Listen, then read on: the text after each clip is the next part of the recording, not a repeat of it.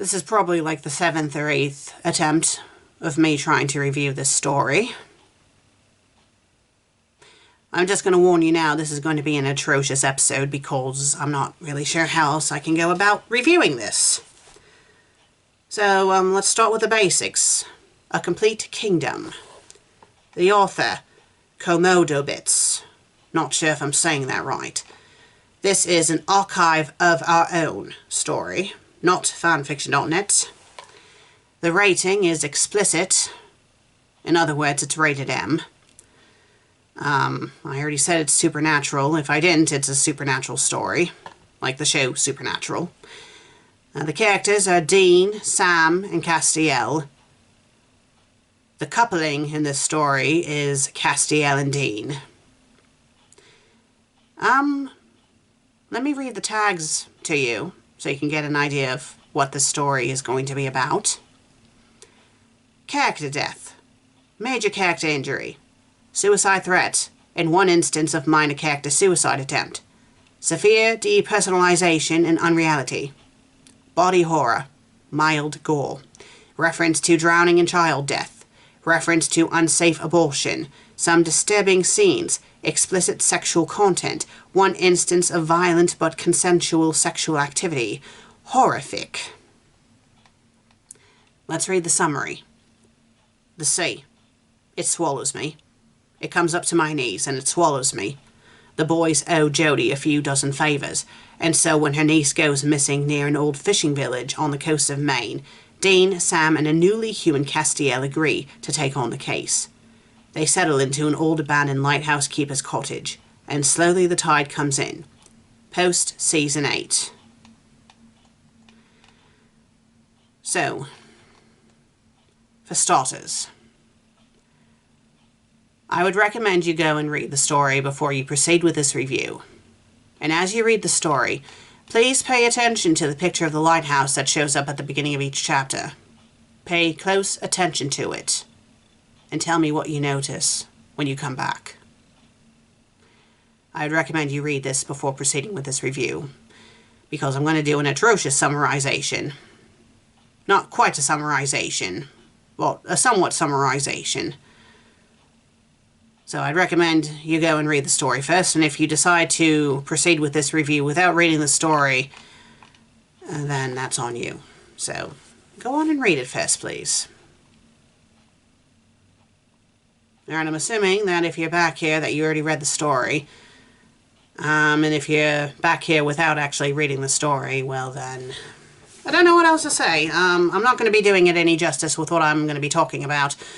So, yes. So, Dean and Castiel, they are an item in this story. Well, not officially an item, but they both have feelings for each other in this story. That's where I will start. And both of them are both going through their own guilts. I mean, I guess you can say Sam is going through his own guilts as well, but the story is mostly... No, the story is like entirely from Dean's point of view. It's second person. But it goes by the guilt that he feels about his past actions, and it also goes by the guilt that Castiel has felt now that he's a fallen angel, and what had happened to cause him to be a fallen angel and now a permanent human. So both of them go through different things in this story. The only similarity is that it's dream-related. Well, two similarities. That it's dream-related, and that they are both being affected by an entity that they're trying to investigate. This entity being the same entity that was responsible for Jody's niece going missing.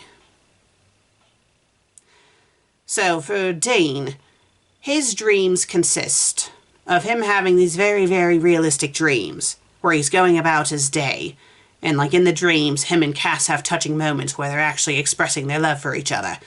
And then he wakes up. And then Dean has one dream at one point where he does something very horrible to Cass, and he wakes up upset. And as for Castiel, Castiel's dream is more of this recurring dream, where he's by the beach on the sea. And in each dream, the water level is getting higher and higher, but he feels calm that he wants the water to take him over. But the thing is, as this is happening to him in his dreams, it's affecting him in real life, where he kind of goes through moments where he's not exactly himself. Now, the scary thing is that Sam and Dean, they encountered something similar with one of the girls that was missing. You see, it wasn't just Jodie's niece that was missing, it was her friend that was missing too. They found one of the girls, but the girl that they found, well, she seemed to be dead inside, like she was technically alive. Her body was alive, but her soul was gone. And this girl attempted to kill herself by slicing her own throat with a box cutter, which they managed to stop it, and she did technically live. But it wasn't her anymore. And the thing is, with Castiel, he's becoming to get like that as the story progresses. And it gets to a point where he goes missing, and they're trying to find him, and when they do find him, he's at the lighthouse that is connected to the cabin that they're staying at, and the lighthouse is suddenly working, and they manage to save him off the edge. And you think, okay then, well maybe this story will have a decent ending, and that nothing bad will happen. Well, that's where you're wrong. And that's where the story is... Yeah, the story, final chapter. So Dean, as his dreams are getting worse, he's not sure what's reality and what's a dream anymore. And there's this instance where him and Sam are trying to investigate this Salt Church. And for Dean, he feels like they're being attacked by the people of the town who are preventing them from leaving. And they manage to get into the car and they finally escape. But then when he's trying to tell Sam what had happened, that didn't actually happen. From Sam's point of view, Dean just went into like this weird state that he was like not responding to anything. And obviously Sam's upset because, you know, he already knew about Cass having his weird dream issues, but then Dean wasn't telling him the truth about what he was going through. So, for the final chapter, Dean, after they save Castiel from the lighthouse, he decides, instead of them, all three of them, just staying together so nothing else bad happens, he decides to go off on his own to get a vehicle so they can leave, because he managed to flip their car over when they were, after they had saved Castiel, I think. Yes, it was after they had saved Castiel, and they were leaving the... Yes, no, they flipped the car over? No, I think they flipped the car... No, they flipped the car over before finding Castiel, I think. So anyway, they had flipped the car over before they found Castiel at the lighthouse, blah, blah, blah. So he wanted Sam, because Sam is the only one who's not affected by this entity that they are trying to, you know, fight against. And he wants Sam to stay with Castiel, and Dean, even though he's having these weird hallucinatory dreams, decides to go off and get another vehicle so then they can escape. But when Dean comes back, his brother and Castiel are nowhere to be seen at first. But then he spots them outside. They're sitting near the beach, sitting side by side. And it looks like Sam is leaning up to Cass, like leaning up lovingly next to Cass. But then when Dean goes to investigate, it's revealed that Sam is dead. And that Castiel, even though Castiel is still technically alive, he's like the girl, where it's not him anymore, it's just this empty shell. So Dean drowns Castiel, and as Castiel's body is floating off in the water, Dean keeps saying, "This isn't real, I'm going to wake up, I'm going to wake up, this isn't real," and that's how the story ends. Implying that Sam did die, and that Dean drowned Cass, and now Dean is alone. And that's how the story ended. And I'm not sure what to think of it. I mean, you can tell by how scratchy my voice is that I've been at this for a while trying to, you know, properly give this story a review, but I don't really know what to say. It's a disturbing story, but it's a good story.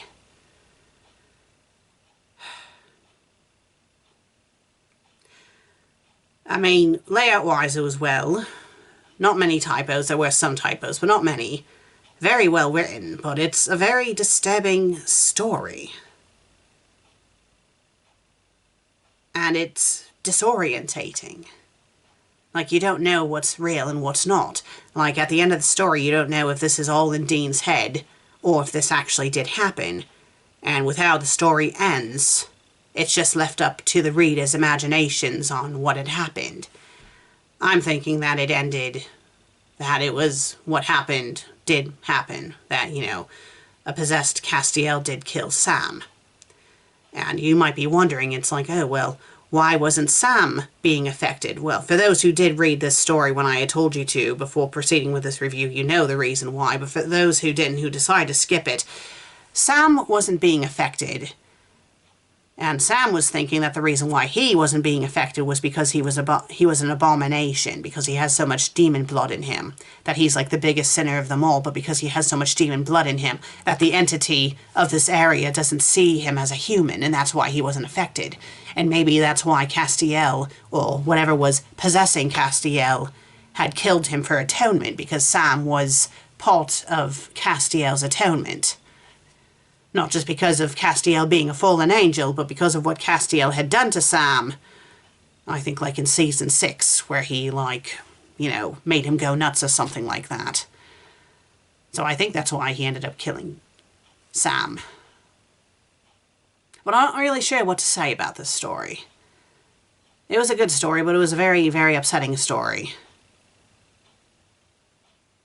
Not upsetting enough to drive me batty, but just upsetting. Depressing. I don't really know what else to say. And I'm sorry if this review was atrocious, but again, I don't know what to say. I've tried recording this episode for like a good hour now, and this is probably the best I can do. So I'm just curious about your thoughts on this story and what you thought it meant, and if you think that if the story, with how it ended, if that was what actually happened, or if it's a deal that Dean imagined it all. I'm curious about your thoughts. Well, if you liked today's episode, please be sure to leave a like and leave a comment. If you haven't subscribed yet, please do. I greatly appreciate it. I'll see you all in the next episode. And if you excuse me, I'm gonna go find Leo and find Meg and, well, give them both a good hug. See you all next time. Until then, cheerio.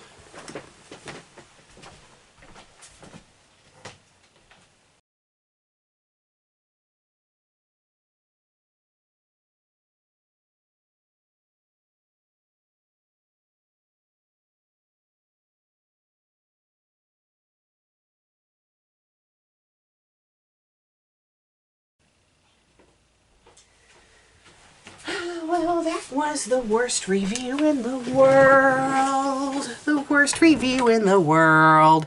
This is the after credit thing. Yeah, guys, I'm not joking. I really did not know how I was going to do this review, so I do apologize for the shittiness. See y'all in the next upload. This is the creator, obviously. Bye!